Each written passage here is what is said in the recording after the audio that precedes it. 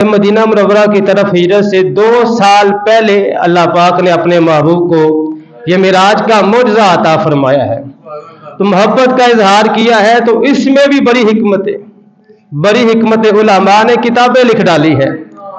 कुछ लोग तो वो हैं जो अभी तक किसी मसले में फंसे हुए हैं कि ऊपर बंदा कैसे जा सकता है, वो अभी तक किसी मसले में फंसे हुए हैं। लेकिन नबी पाक सल्लल्लाहु अलैहि वसल्लम के गुलामों ने इस मुर्दे पर कई किताबें लिख दी हैं, और एक बात पर। अच्छा, हिकमतें बयान करने का मकसद क्या है उलमा का, क्यों लिखी? बस हुजूर मिराज पर गए और फिर मिराज से वापस आ गए, हिकमतों पर किताबें क्यों लिख दी गई? वजह यह है कि अल्लाह खुश होता है कि उसके महबूब की शानों को खोल खोल के बयान किया जाए। और जब हिकमतें बयान की जाती है तो मकसद यही होता है, कोई यार दी गल सुनामुल्ला, ना लंबे पैंडे पामुल्ला, ना इल्मा विच फसामुल्ला, खोल खोल कर हुजूर की शानों को बयान किया जाता है। आज के जुम्मतुल मुबारक के खुतबे में इंशाअल्लाह कुछ हिकमतें जो मिराज शरीफ के उलमा ने किताबों में लिखी हैं, उनमें से कुछ हिकमतें आपके सामने अर्ज करने की कोशिश करूंगा। मेरे भाइयों, मिराज का जो मोजज़ा अल्लाह पाक ने अपने महबूब को अता फरमाया है, उसकी हिकमतों में से एक हिकमत ये भी है कि रब चाहता था कि दूसरे नबियों और रसूलों को जो अलग अलग एजाजात मैंने अता फरमाए हैं, अपने महबूब को एक ही रात में अता फरमा दूं। हजरत इदरीस अलैहिस्सलाम को अल्लाह पाक ने जन्नत में दाखिल फरमाया। हजरत इब्राहीम खलीलुल्लाह अलैहिस्सलाम को जमीन और आसमान के अजायबात दिखाए अल्लाह ने, और हजरत सुलेमान अलैहिस्सलाम के लिए अल्लाह पाक ने हवा को मुसख्खर कर दिया। हवा हजरत सुलेमान अलैहिस्सलाम को जहां से उठाती थी वहां वो पहुंचाती थी। तो मुख्तलिफ ये जो एजाजात अल्लाह पाक ने अपने नबियों और रसूलों को अता फरमाए थे ना, मिराज कराने की एक हिकमत उलमा ने यह भी लिखी है कि अल्लाह पाक ये चाहता था कि सारे नबियों और रसूलों को जो अलग अलग मोजज़े, अलग अलग एजाजात अता फरमाए हैं, मेरे सोने आप आए एक ही रात में आपको सब कुछ अता कर दिया जाएगा। जन्नत तो देखी ही देखी, जन्नत भी देखी, फिर जहन्नम का मुशाहदा, फिर अल्लाह के अजायबात नबी पाक सल्लल्लाहु अलैहि वसल्लम ने देखे, यहां तक के खुद रब का दीदार करके वापस आ गए। और रही बात हवा, हजरत सुलेमान अलैहिस्सलाम के लिए मुसख्खर की गई थी, तो उलमा कहते हैं हुजूर के लिए हवा से भी ज्यादा तेज, बिजली से भी ज्यादा तेज, नूर से भी ज्यादा तेज सवारी बुराक को मुंतखब किया गया। और उसकी स्पीड कितनी थी? जहां उसकी निगाह पड़ती थी वहां उसका कदम होता था। हम में से कोई आम बंदा फिर बाहर खड़ा हो जाए और ऊपर आसमान की तरफ देखे तो आसमान तक तो हमारी निगाह चली जाती है। तो बगदाद जो बुराक था, बुराक की जहां पर निगाह जाती थी वहां उसका कदम होता था। उलमा कहते हैं बुराक की निगाह का आलम क्या होगा। तो अल्लाह पाक की ये मंशा थी, ये मर्जी थी, ये चाहत थी कि मेरे महबूब मेराज की रात जब आए तो सारे मोजज़े एक ही रात में उसको अता कर दिए हैं। और हुआ भी ऐसे है। फिर अल्लाह ने अपने महबूब पे बड़ी करम नवाजियां फरमाई हैं, बड़ी करम नवाजियां, बड़ी मोहब्बतों का इजहार फरमाया है।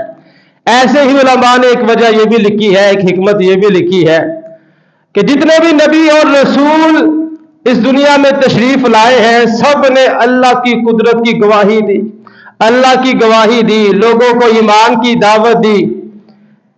तो उलमा कहते हैं गवाही तो सब ने दी है, लेकिन सबकी गवाही बिन देखे थी, सबकी गवाही बिन देखे थी, देखने के बगैर गवाही थी। गवाही मुकम्मल तब होती है जब बंदा आंखों से कोई चीज देख लेता है।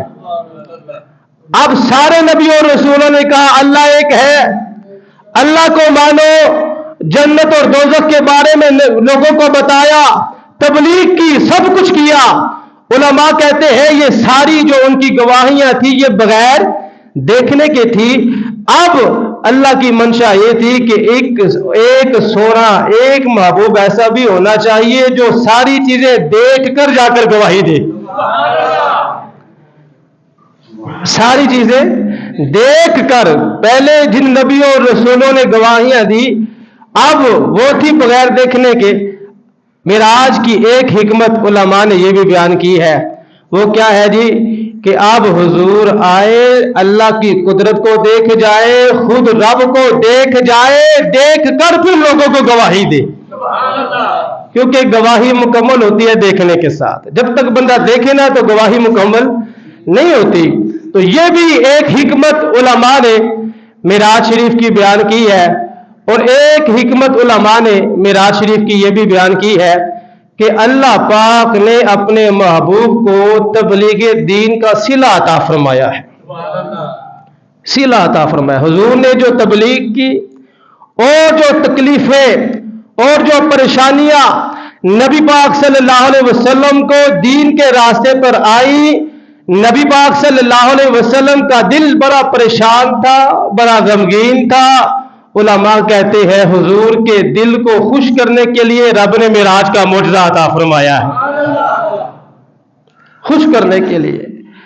معراج شریف سے پہلے کہ اگر ہم نبی پاک صلی اللہ علیہ وسلم کی زندگی کو دیکھیں میرے بھائیوں، آپ کی سیرت کو دیکھیں، معراج شریف کے جو انعامات ہیں اس سے پہلے والے کتنی آزمائشیں آئی، کتنی مصیبتیں آئی، کتنی پریشانیاں آئی دین کے راستے میں۔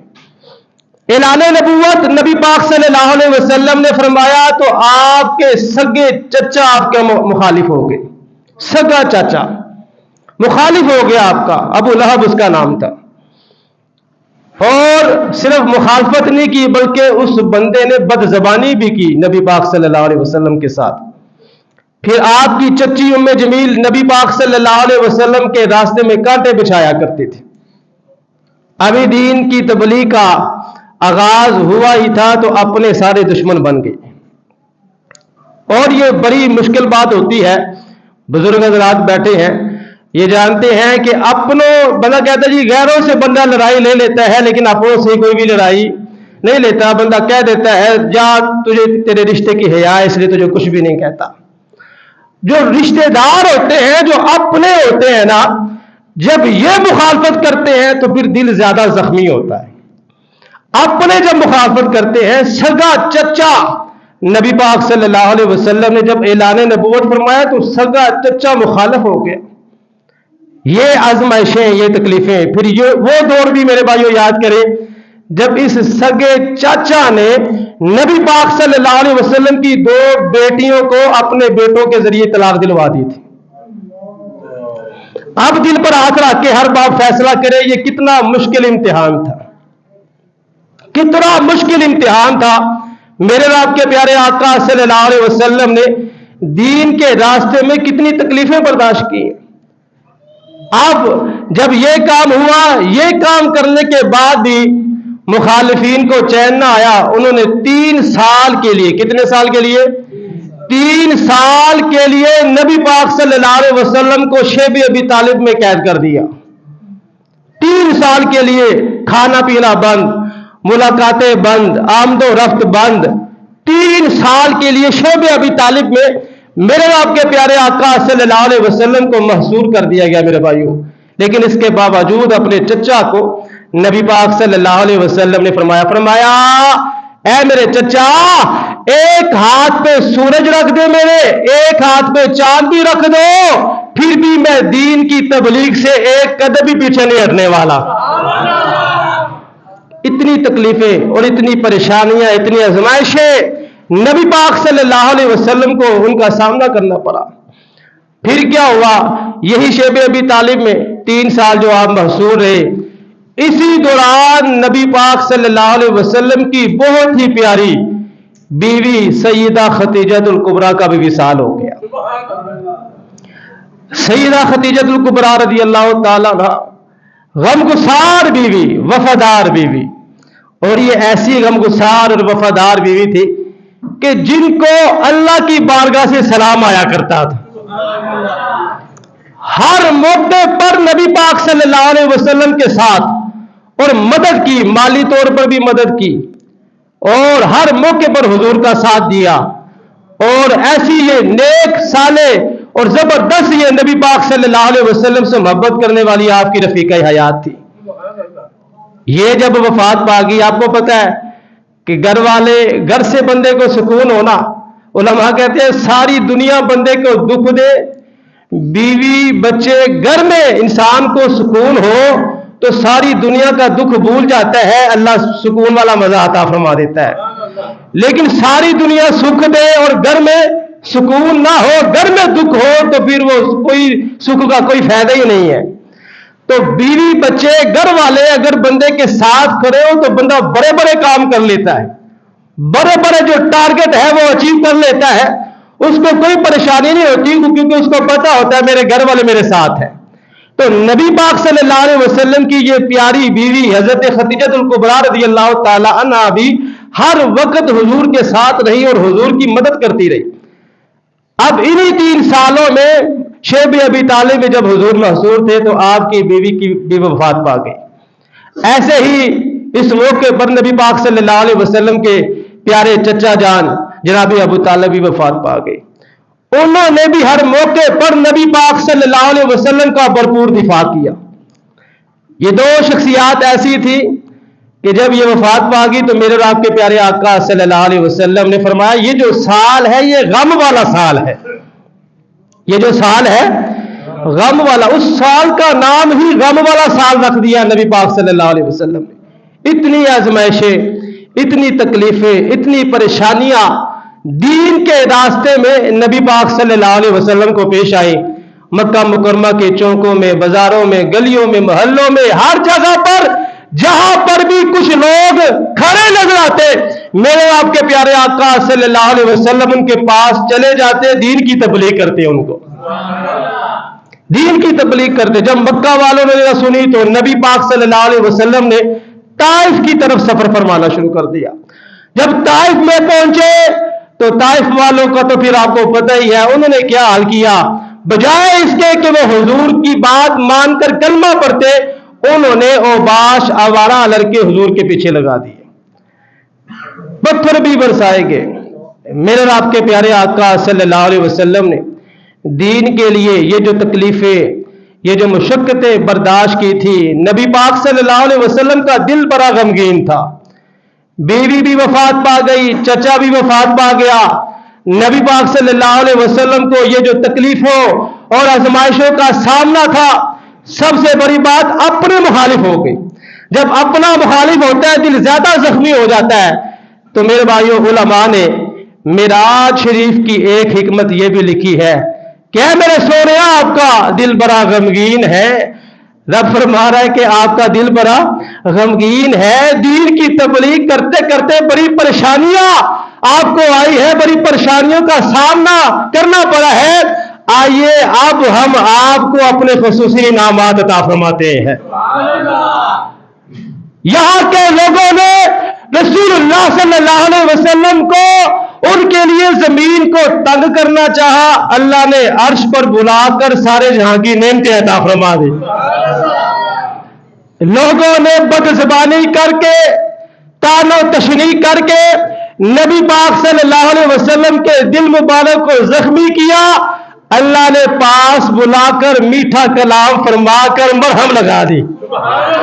گویا کہ رب یہ فرما رہا تھا، اے میرے سوریا، اے میرے محبوب، لوگوں نے آپ کو بڑا ستایا ہے، بڑی تکلیفیں دی ہے، اے میرے سوریا ان کو چھوڑے میرے پاس آ جائے، میرے پاس آئے میری سلطنت دیکھے، اے میرے محبوب آئے میرے جلوے دیکھے، سارے غم بھی دور ہو جائیں گے۔